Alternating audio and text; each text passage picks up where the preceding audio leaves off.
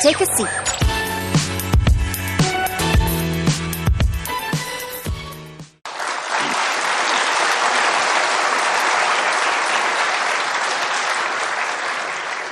May I invite questions?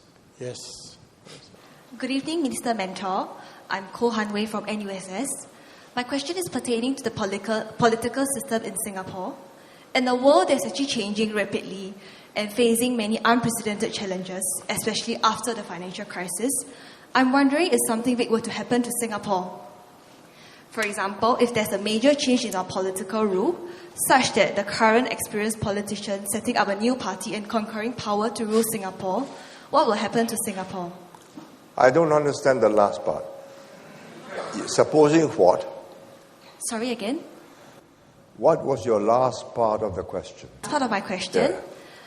If there's actually a major change in political power, such that the current ministers or MPs setting up a new party, and then they conquer the power to rule Singapore, what will happen to Singapore? No, if you get capable people forming the next government, people who know what they have to do to make Singapore work, then I'm not worried. I'm not worried whether it's a PAP or SDP or whatever government, but I'm worried about the quality of people who get into power. Integrity, crucial. Ability, experience, and a willingness to do what is necessary for the people and not for yourself.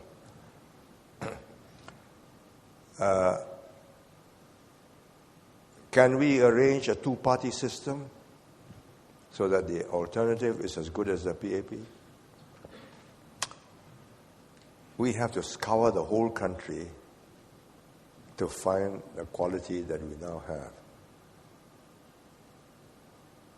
You know, we are drawing our talent from 3.2 million people. Let's say we produce out of our 30,000 babies born every year, 1,000 outstanding people.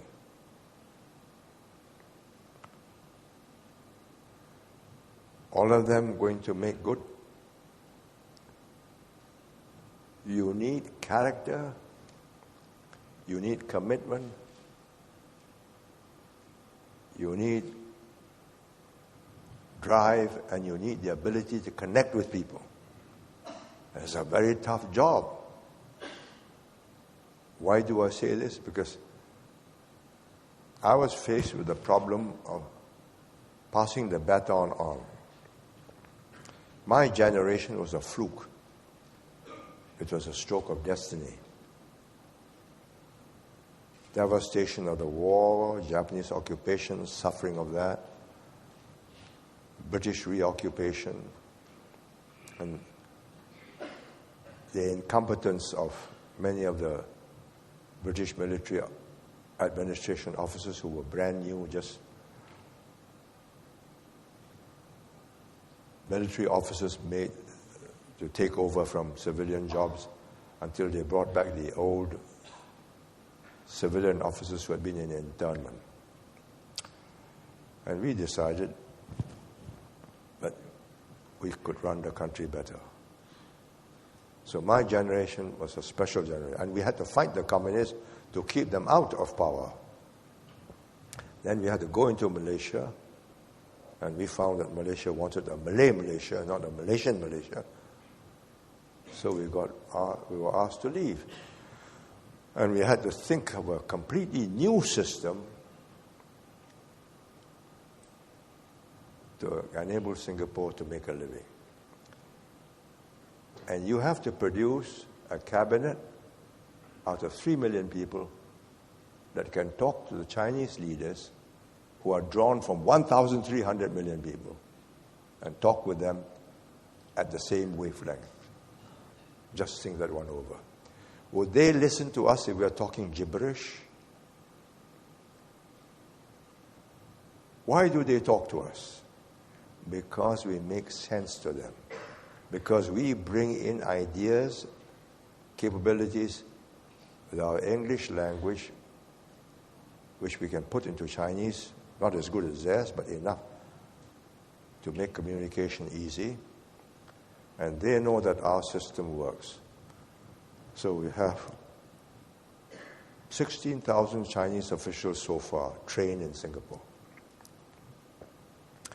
Every year you have about 500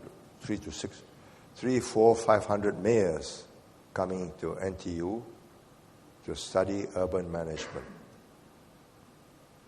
So when you see Shanghai greening up and roads like Singapore, you know that they have been here and studied us, not just studied superficially, they have studied what happens in the back rooms. And they say, oh, it's not difficult. And they can do it better than we can. I mean, you look at the Olympics opening. The greening of Beijing was unbelievable. From the airport to the city, just masses of trees, ferns, everything. Within the city, flowers everywhere. 40 million flower pots. 40 million flower pots. And they had the farmers who could make the flowers blossom at the right time. You know how difficult that is. Good evening. I'm Jacqueline, a postgrad student from LKY SPP. My question pertains to the education system in Singapore. It is hard to predict what the global economic landscape will look like after the crisis. Hence, in your opinion, what do you think are the critical changes required in our education system to enable Singapore to compete effectively? First, you cannot assume that you will be in one particular field for the rest of your life. Technology is going to change the way business is done, things are produced, the way we communicate with each other, and the way we live. So product cycles, as you know, get shorter and shorter, which means you make a product. In the old days, you make a widget, it is there for 20, 30 years, the same thing. Today, you buy a computer, 6 months' time, you got a more powerful computer. 2 years' time, my computer man says, your computer is already old. Change it. A new one can do all these things. So, if I were young again, here's what I told my grandchildren: get a broad education. Don't just concentrate on one subject. Have a broad education that will enable you to cross disciplines. Second, if you're a Singaporean, you're Chinese,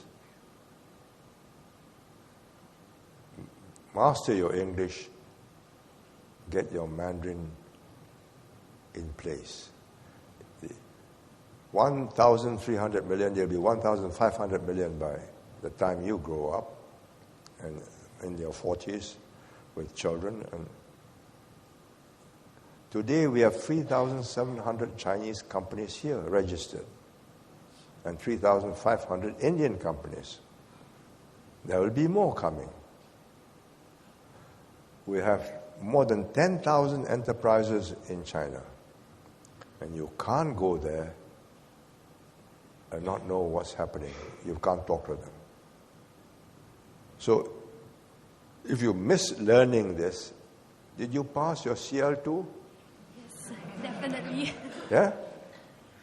Did you take AO levels? O levels? Yeah, I took it at A levels. Oh, well done. Higher Chinese? Yeah. Oh, well done. Higher Chinese? 会讲流利的吗？还好。Well, then you can use your left hand, you can use your right hand. You won't have to worry. Look, the MNCs are hiring our lawyers, our accountants, and many other professionals to be part of that team to take to China, to Shanghai, to Beijing, to the big company.